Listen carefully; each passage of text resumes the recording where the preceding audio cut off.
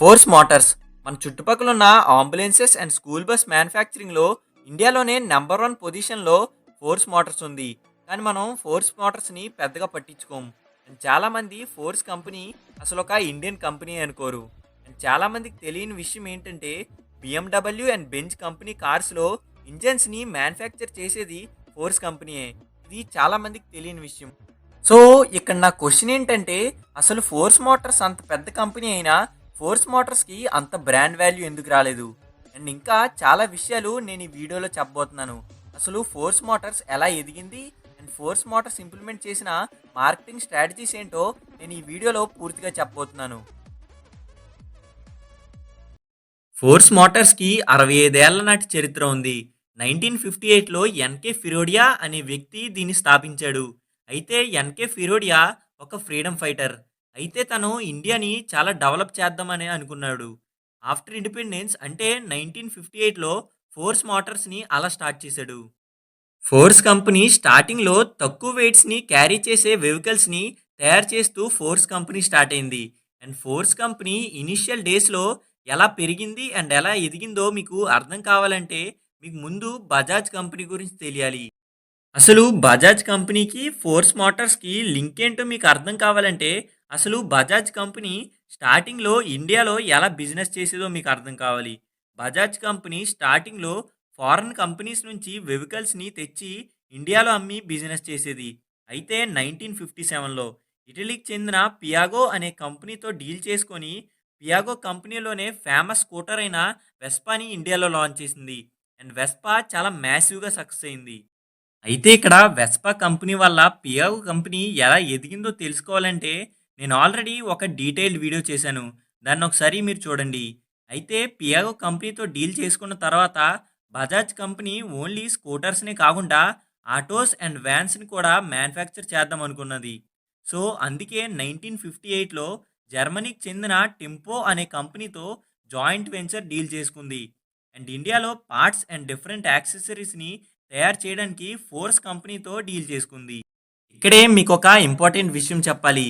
అదేంటంటే force Motors company పేరు అనేది 1958 నుంచి ఫోర్స్ మోటార్స్గా ఉండేది కాదు. 1958 నుంచి కూడా ఫోర్స్ మోటార్స్ పేరు అనేది ఈ జాయింట్ వెంచర్ డీల్ వలన బజాజ్ టెంపో మోటార్స్గా ఉండేది. అండ్ 2005 వరకు కూడా బజాజ్ టెంపో మోటార్స్గానే ఉంది. అండ్ 2005లో కంపెనీ నేమ్ని ఫోర్స్ మోటార్స్గా మార్చారు. అండ్ బజాజ్ కంపెనీ తన వాటాని కూడా తర్వాత అమ్మేసింది. సో దీనివల్లనే ఫోర్స్ కంపెనీకి పెద్దగా బ్రాండ్ నేమ్ బిల్డ్ అవ్వలేదు. Back to the concept. ఇండియాలోనే ఈ మూడు కంపెనీలు కలిపి ఇండియాలోనే ఫస్ట్ డీజిల్ కమర్షియల్ వెహికల్ని లాంచ్ చేశారు.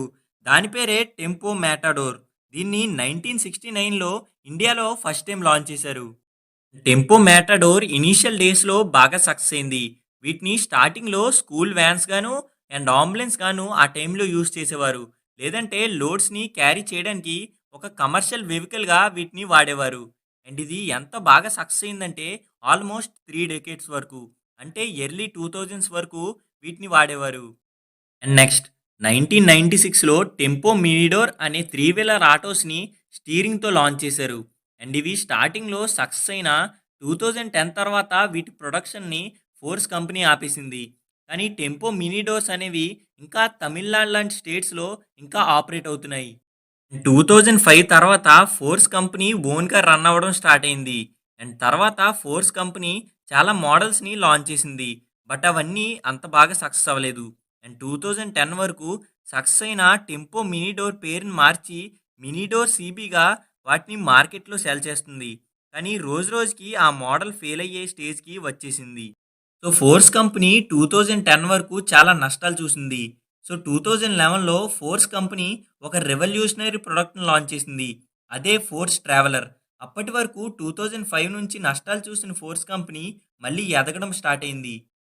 అయినా ఈ ట్రావెలర్ మోడల్ ఎంత బాగా సక్సెస్ అయిందో నేను సెపరేట్గా చెప్పనక్కర్లేదు. దీన్ని ఒక బస్ లాగా అండ్ ఒక అంబులెన్స్ లాగా అండ్ ఒక స్కూల్ వ్యాన్ లాగా కూడా చాలామంది యూజ్ చేస్తున్నారు. అండ్ 2015లో క్రూషియర్ అనే మోడల్ని కూడా లాంచ్ చేసింది.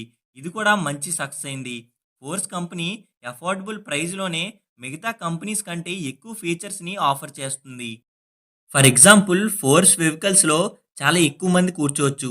అండ్ మిగిలిన కార్స్ కంటే ఫోర్స్ వ్యాన్స్ కానీ చిన్న బస్సెస్ కానీ చాలా స్ట్రాంగ్‌గా ఉంటాయి. అందుకే చాలామంది travel agencies and cabs business చేసేవారు వీటిని ఎక్కువగా కొంటారు. అయితే ఫోర్స్ కంపెనీ ప్రొడక్ట్స్ మిగిలిన కంపెనీ ప్రొడక్ట్స్‌తో పోలిస్తే తక్కువ ప్రైజెస్‌కే దొరుకుతాయి. దీనికి కారణం ఫోర్స్ కంపెనీ స్టార్టింగ్ నుంచి ఒక బిజినెస్ మోడల్‌ని ఫాలో అవుతుంది. అదే వెర్టికల్ ఇంటిగ్రేషన్. ఈ స్ట్రాటజీ మీకు అర్థం కావాలంటే వేరే కంపెనీస్ ఎలా కార్స్‌ని అండ్ వెహికల్స్‌ని అసెంబుల్ చేస్తాయో మీకు తెలియాలి. ఎప్పుడూ కూడా ఒక కంపెనీ తన యొక్క ప్రొడక్ట్స్‌లో ఉండే పార్ట్స్ మొత్తాన్ని తనే తయారు చేసుకోదు. ఆటోమొబైల్ కంపెనీస్ ఎప్పుడూ కూడా పార్ట్స్‌ని డిఫరెంట్ డిఫరెంట్ కంపెనీస్ నుంచి కొనుక్కుంటాయి. అంటే కార్ ఇంజిన్, టైర్స్ లాంటి డిఫరెంట్ డిఫరెంట్ పార్ట్స్‌ని డిఫరెంట్ డిఫరెంట్ కంపెనీస్ నుంచి కొనుక్కుంటాయి. అండ్ తర్వాత మెయిన్ కంపెనీ వాటినన్నిటిని కలిపి తన లోగో వేసుకొని అసెంబుల్ చేసి దాన్ని మార్కెట్‌లోకి వదులుతుంది. సో, ఇలా కానీ ఏదైనా కంపెనీ చేస్తే, ఆ కంపెనీ యొక్క ప్రొడక్ట్స్‌లో మ్యానుఫ్యాక్చరింగ్ కాస్ట్ పెరిగి, ఆ ప్రొడక్ట్ కాస్ట్ కూడా పెరిగిపోతుంది. సో, ఇలా ప్రతి పార్ట్‌ని వేరే కంపెనీ నుంచి కాకుండా, ఫోర్స్ కంపెనీయే కార్‌లో ఇంజిన్స్‌ని, యాక్సెల్స్‌ని, గేర్ బాక్సెస్‌ని అండ్ కార్ బాడీతో సహా అన్ని పార్ట్స్‌ని ఫోర్స్ కంపెనీయే తయారు చేసుకుంటుంది. సో, దీనివల్ల మ్యానుఫ్యాక్చరింగ్ కాస్ట్ తగ్గి, తక్కువ ప్రైస్‌కే ఆటోమొబైల్ ప్రొడక్ట్స్‌ని ఫోర్స్ కంపెనీ మార్కెట్‌లో సెల్ చేస్తూ బిజినెస్ చేస్తుంది. అండ్ ఫోర్స్ కంపెనీ తర్వాత కొన్ని ట్రాక్టర్స్‌ని కూడా లాంచ్ చేసింది.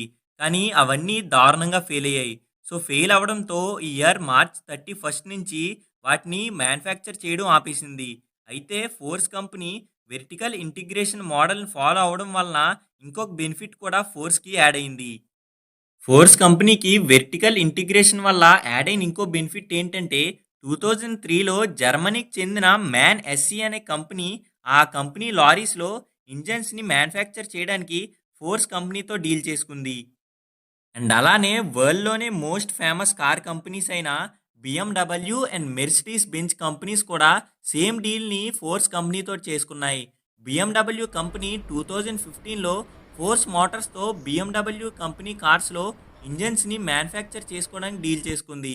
అండ్ బెంజ్ కంపెనీ 2016లో సేమ్ డీల్‌ని ఫోర్స్ కంపెనీతో చేసుకుంది. అండ్ 2015 నుంచి 2024 వరకు ఫోర్స్ కంపెనీ 40,000 ఇంజిన్స్‌ని BMW కంపెనీకి అమ్మింది. అండ్ 2016 నుంచి 2024 వరకు 1,00,000కి పైగా ఇంజిన్స్‌ని బెంజ్ కంపెనీకి ఫోర్స్ కంపెనీ అమ్మింది. సో, ఫోర్స్ కంపెనీ తన ఆటోమొబైల్ ప్రొడక్ట్స్‌ని అమ్ముతూనే కాకుండా ఇంజిన్స్‌ని సెల్ చేస్తూ కూడా డబ్బులు సంపాదిస్తుంది. సో, ఎందుకని ఈ కంపెనీలు ఫోర్స్ దగ్గర నుంచి ఇంజిన్స్ కొనుక్కుంటున్నాయి అనే డౌట్ మీకు వస్తుంది. దీనికి మెయిన్ రీజన్ ఫారెన్ కంపెనీస్ ఆయా దేశాల్లో ఆయా కార్స్‌ని తయారు చేసి ఇండియాకి తీసుకురావాలంటే చాలా కాస్ట్ అవుతుంది. సో, ఇండియాలోనే మ్యానుఫ్యాక్చర్ చేయడానికి ఇండియాలోనే కొన్ని మ్యానుఫ్యాక్చర్ ప్లాంట్స్‌ని అసెంబుల్ చేస్తాయి. సో, అలాగే డిఫరెంట్ కంపెనీస్ నుంచి ఇంజిన్స్ తీసుకోవాలి కాబట్టి ఫోర్స్ కంపెనీ దగ్గర నుంచి ఇంజిన్స్‌ని ఆ కంపెనీస్ కొనుక్కుంటాయి. And next make in India programme.